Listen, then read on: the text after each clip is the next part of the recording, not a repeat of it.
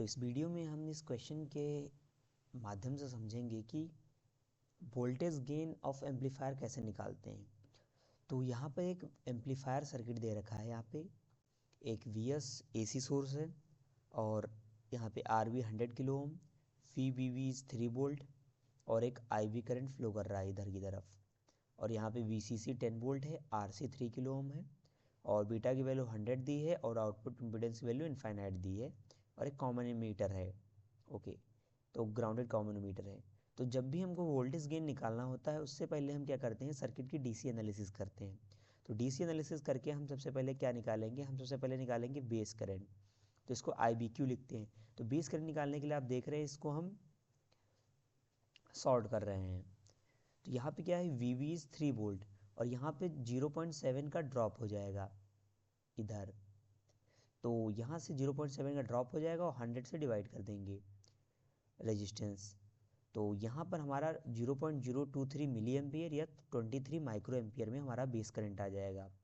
Base current अगर हमको पता चल गया तो बेस करंट की हेल्प से हम ICQ कलेक्टर करंट निकाल लेंगे। तो बीटा टाइम्स IB होता है। तो यहाँ से 2.3 मिली एम्पियर हमारा कलेक्टर करंट निकल आया।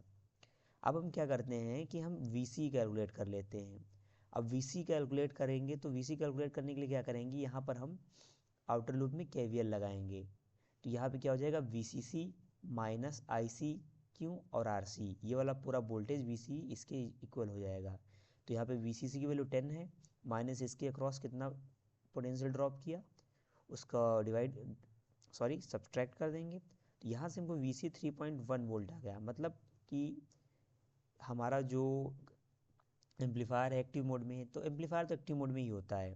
तो यहाँ से हम क्या करेंगे, हम कैलकुलेट करेंगे R पाई।